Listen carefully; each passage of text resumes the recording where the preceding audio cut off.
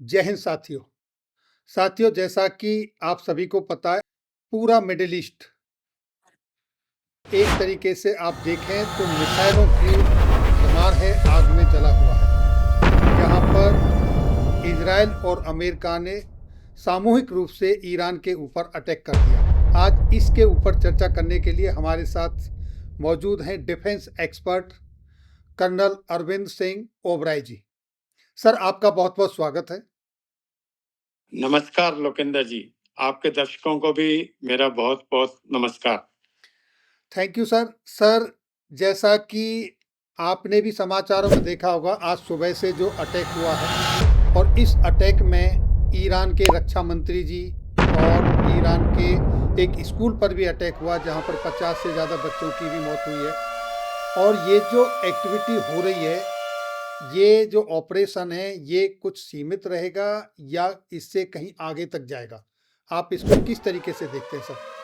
पहली बात तो जो आपने बताया कि सिविलियन कैजुअलिटीज हो रही हैं, तो ये सिविलियन कैजुअलिटीज जो है ना, एक साइकोलॉजिकल ऑपरेशंस का हिस्सा है, जो कि ईरान दर्शाने की कोशिश कर रहा है कि अमेरिका और इजराइल ने जो है सिविलियन कैजुअलिटीज किए हैं और बच्चों को मारा है।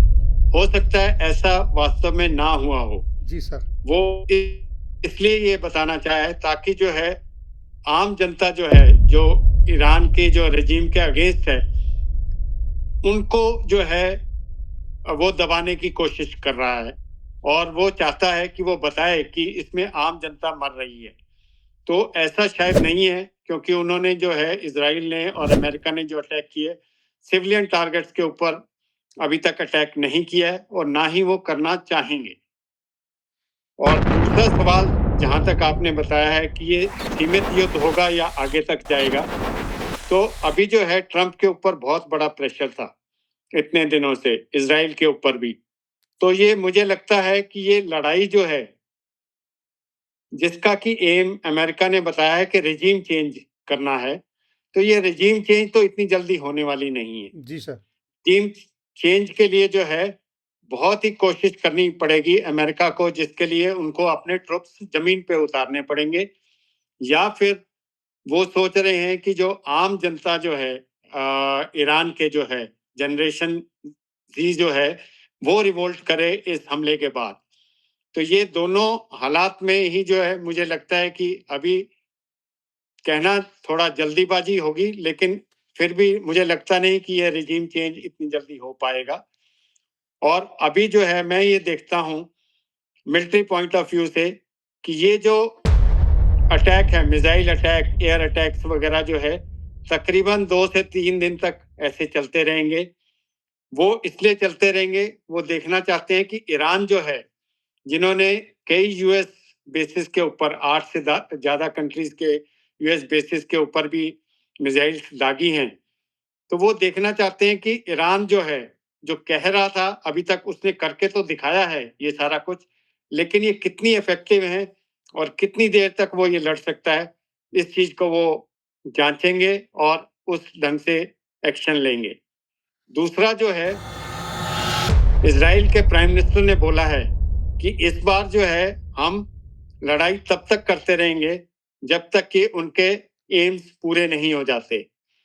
तो मुझे लगता है कि दोनों जो है कन्फ्लिक्टिंग चीजें हैं। इजराइल चाहता है कि पूरा ईरान का जो है मिसाइल बेड़ा और न्यूक्लियर ताकत जो है दोनों खत्म हो जाए, और अमेरिका चाहता है कि रिजीम चेंज हो जाए।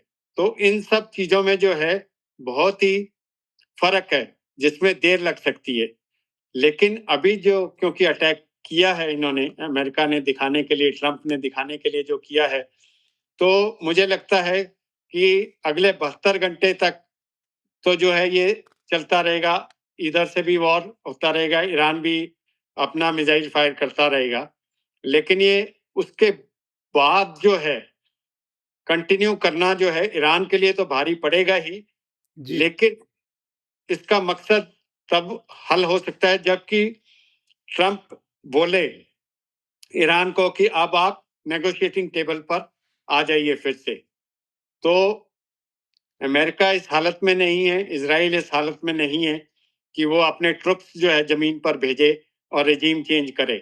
सर अभी अगर हम पहले विश्व युद्ध और सेकंड विश्व युद्ध को, द्वितीय विश्व युद्ध की बात करें, तो वहां पर 7 से 8 देशों के बीच लड़ाई लड़ी, और आज के इस जो ऑपरेशन चालू हुआ है, ये जो लड़ाई मिडिल ईस्ट में हुई है, यहाँ 10 से ज़्यादा कंट्री इन्वॉल्व हो चुकी हैं। तो क्या हम इसको द्वितीय विश्व युद्ध का नाम दे सकते हैं? आपने जो बोला वो विश्व युद्ध वाली हालात अभी तक नहीं आए हैं। ये जहां जहां भी 8 कंट्रीज के ऊपर किया है वो अमेरिकन बेसिस के ऊपर सिर्फ मिसाइल हमले किए हैं ईरान ने, और बाकी ये जो कंट्रीज क्या कर रही हैं वो सिर्फ अपना बचाव कर रही हैं anti missile system air defence से। तो ये उस तरीके के हालात नहीं है विश्व युद्ध जैसे कि इसको विश्व युद्ध वर्ल्ड वॉर 3 जो है डिक्लेयर किया जा सके। ठीक कहा सर आपने, लेकिन ईरान ने क्या किया है कि जिस देश ने यहाँ तक डिक्लेयर किया था कि अगर ईरान के खिलाफ अमेरिका हमारे बेस को इस्तेमाल करेगा तो हम उसकी इजाज़त नहीं देंगे। ईरान ने उस सऊदी अरबिया के ऊपर भी अटैक किया है। आप इसे किस तरीके से देखते हो? ये उसकी झुंझलाहट है या इसका कोई और मकसद है? ये जो ईरान ने अटैक किया है बेसिस के ऊपर, बेसिकली चाहे सऊदी अरेबिया का हो, कतर का हो, दुबई का हो, बहरीन का हो, ये वो आज तक थ्रेटन करता आ रहा था, और वो जो है वो उसने करके दिखाया है। ये बहुत बड़ा फर्क है जो जून 25 में जो लड़ाई हुई थी और अभी जून 25 में जो है ईरान ने जो है ज्यादा कुछ काउंटर अटैक जैसी काबिलियत जो है मिसाइलों से नहीं कर पाया था। तो अभी जो है उसने इस बार की लड़ाई में जो है ये थ्रेटन भी वो कर रहा था कि मैं सारे यूएस बेसिस के ऊपर जो है अटैक करूंगा, क्योंकि वो चाहता है कि सारे मुस्लिम देश जो है ट्रंप के खिलाफ हो जाएं। तो वो चीज जो है वो करना चाह रहा है, और ताकि जो है ओपिनियन जो है इसमें ट्रंप जो है एक विलन की तरह उभर कर दिखाई दे सबको। तो इसमें कितना कामयाब होता है वो भी आने वाला समय अगले 24 घंटे बताएगा। लेकिन ईरान के पास जितनी भी मिसाइल हैं, जो कि तादाद में बहुत हैं, नॉर्थ कोरिया से भी आई हुई हैं, चाइना से भी आई हैं, रशिया से भी उनका सपोर्ट प्राप्त है। तो ये किस कितनी जल्दी ये खत्म हो सकता है मिसाइल का ये जो है आर्सेनल, ये अभी उसके ऊपर डिपेंड करेगा। लेकिन मुझे लगता है कि अगले 72 घंटे के बाद जो है इसमें कुछ ना कुछ नया चेंज देखने को मिलेगा। सर यहाँ पर भारत के लिए क्या चैलेंजेस हैं? जैसे कि उसने ईरान से तो अपने नागरिकों को निकलने के लिए एडवाइजरी जारी की थी और जल्दी से जल्दी ईरान छोड़ने के लिए कहा था। लेकिन जो मिडिल ईस्ट के दूसरे देशों में भारतीय नागरिक हैं, और ईरान ने जिस तरीके से वहाँ पर अटैक किए हैं, दुबई में तो उसने जगह जगह पर उनके सिविल ठिकानों पर भी अटैक अटैक किए हैं। तो ये इससे अपने नागरिकों को बचाने के लिए हमारी सरकार के सामने एक समस्या जो खड़ी हुई, उससे कैसे गवर्नमेंट निकल पाएगी, अपने नागरिकों को कैसे बचाएगी? आज से पहले जब भी कहीं कुछ होता था तो लोकलाइज्ड होता था, तो उस समय जो है भारत अपने जहाज भेज के और नियरेस्ट लैंड बॉर्डर पे इकट्ठा करके उनको निकाल सकता था अपने नागरिकों जी सर। को। लेकिन इस समय जो है हालात इतने फ्लूइड हैं, ताकि अभी क्या हो रहा है कि सब जगह का एयर स्पेस तकरीबन बंद हो गया है मिडिल ईस्ट का। जी तो सर। इसलिए जो है ज्यादा से ज्यादा क्या होगा, अभी हमने इंडिया ने एडवाइजरी की 23 फरवरी को, लेकिन वहां के जो स्टूडेंट्स जो हैं वो मुझे नहीं लगता कि वहां से ज्यादा निकल पाए हैं, जबकि अंदाजा था कि 87,000 के करीब जो है इंडियन नागरिक और स्टूडेंट्स वहां से निकलने चाहिए, लेकिन वो निकल नहीं पाए हैं। अभी होगा क्या कि लैंड बॉर्डर्स जो हैं, नियरेस्ट लैंड बॉर्डर क्या है, आर्मीनिया की तरफ से है, बाकी की तरफ से तो जो है लड़ाई हो रही है। तो अब कैसे जो है इंडिया उन लोगों को जो है बच्चों को और उनके पेरेंट्स भी जो है जो इंडिया में रह रहे हैं वो डरे हुए होंगे, उनको कैसे वहां पे इकट्ठा करके और वहां पे लैंड बॉर्डर पे लाएगा और वहां से कैसे निकालेगा, ये तो तभी पॉसिबल है जबकि युद्ध विराम जैसी स्थिति आ जाएगी या एयर की लड़ाई खत्म हो जाएगी। अभी ईरान इतना बड़ा कंट्री है, कहाँ से उनको निकालेगा, कैसे क्या करेगा? और पूरे मिडल ईस्ट का तो निकलना वैसे भी बड़ा मुश्किल है, क्योंकि हमारी इकोनॉमी जैसे सदर्न स्टेट्स हैं, केरला, तमिलनाडु, इनकी इकोनॉमी तो मिडल ईस्ट में जो है हमारे भारतीय जो रह रहे हैं उनके ऊपर डिपेंडेंट है। अभी फिलहाल जो है अगर सब जगह अटैक हो रहा है और फ्लाइट्स, एयर स्पेस सबका बंद हो गया है, तो वहां से निकालना अभी बहुत ही बड़ा चैलेंज है। लेकिन फिर भी जो है हमें ये सोचना चाहिए कि देखो इंडिया जो है, बाकी सब जगह लड़ाई हो रही है। यूक्रेन में जो है 5वां साल शुरू हो गया है, जी, रशिया और यूक्रेन। और रशिया जो पहले सोचा जाता था कि कुछ ही दिनों में, महीनों में जो है यूक्रेन के ऊपर काबू कर लेगा, तो ये आपने देख लिया कि 5वें साल में ये युद्ध शुरू पहुंच गया है। तो इस तरीके से जो है अगर ईरान को भी पूरा डिफीट करना है या कुछ करना है, तो ये लड़ाई तो लंबी चलती रहेगी। इस हालत में अभी जो है आपने देखा होगा कि कल जो है पाकिस्तान और अफगानिस्तान के बीच में काफी झगड़ा हुआ है जी, आपस में जो है। तो इस समय हमें देखना चाहिए कि हम कितने भाग्यवान हैं कि इंडिया की जो है गवर्नमेंट कितनी स्ट्रांग है और हम जो है कितने शांति में रह रहे हैं यहाँ पर। अभी जो है प्राइम मिनिस्टर मोदी जब इजराइल में गए थे, अभी तो लौटे हैं वो कुछ 24 घंटे पहले यहाँ से। अभी हमें देखना चाहिए कि कैसे जो है वहां पर उन्होंने स्टेटमेंट दिया कि गाजा में जो है पीस बहाल होनी चाहिए। उन्होंने ज्यादा ईरान का जिक्र नहीं किया क्योंकि ईरान में इंडिया का भी इंटरेस्ट है। चबाहर पोर्ट जो है इंडिया की तरफ से बड़ा स्ट्रेटेजिक पोर्ट है जो कि चाहता है। और एक और चीज जो मैं अपने दर्शकों को बताना चाहूंगा कि ईरान के साथ जो है हमारा वो भी है, सिविलाइजेशन भी है हमारे जैसी, हिंदू सिविलाइजेशन जैसी जो आर्यन सिविलाइजेशन, वो कनेक्ट भी है ईरान के साथ। और इजराइल एक तरफ से जो है हमारा ऐसा अच्छा मित्र बन गया है जो कि बुरे काम में और अच्छे टाइम पे हमेशा जो है उसने भारत का साथ दिया है। जी। सर ये जो शिपिंग रूट है, हॉर्मज स्ट्रेट, वहाँ पर जो प्रॉब्लम खड़ी हो रही है, अब इससे ग्लोबल इकोनॉमी पर क्या फर्क पड़ेगा? जैसे कि हमने पहले भी जिक्र किया था जी कि सर। 20% जो है ऑयल स्ट्रेट ऑफ हॉर्मुज से निकलता है। और ये 20% ऑयल जो है, जो भी निकलता है, इसमें वर्ल्ड की तो इकोनॉमी को असर पड़ेगा ही 20% जो है, लेकिन ज्यादा फर्क पड़ता है चाइना और इंडिया को, क्योंकि हमारा तेल वहां पर आता है और हम सबसे बड़े कंज्यूमर्स हैं वहां पे।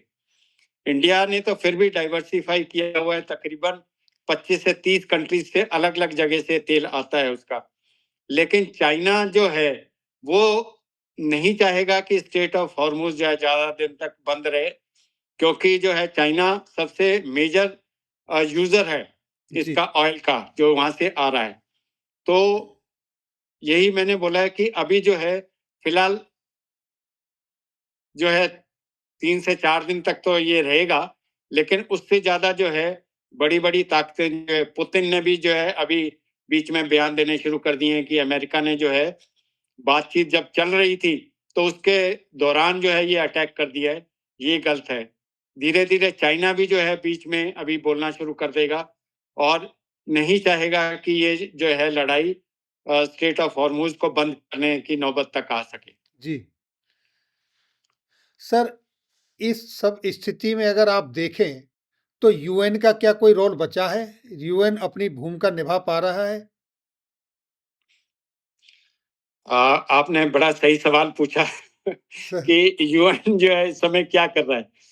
यूएन ने जो है, क्योंकि 2 दिन पहले जो छोटी सी लड़ाई हो रही थी अफगानिस्तान और पाकिस्तान, जी, उसके बीच में तो उसने स्टेटमेंट जरूर दिया है। लेकिन इस चीज में जो है अभी ओमान ने जो है सिक्योरिटी काउंसिल की मीटिंग। बैठक के लिए रिक्वेस्ट किया है यूएन को। जी, वो जी, चाहता है कि जो है ये सारा कुछ जो है मसला सॉर्ट आउट हो जाए ताकि सिचुएशन जो है आउट ऑफ हैंड ना हो जाए। सर। लेकिन आपको पता है कि सिक्योरिटी काउंसिल में जो है वीटो पास हैं 5 कंट्रीज के बाद। सर।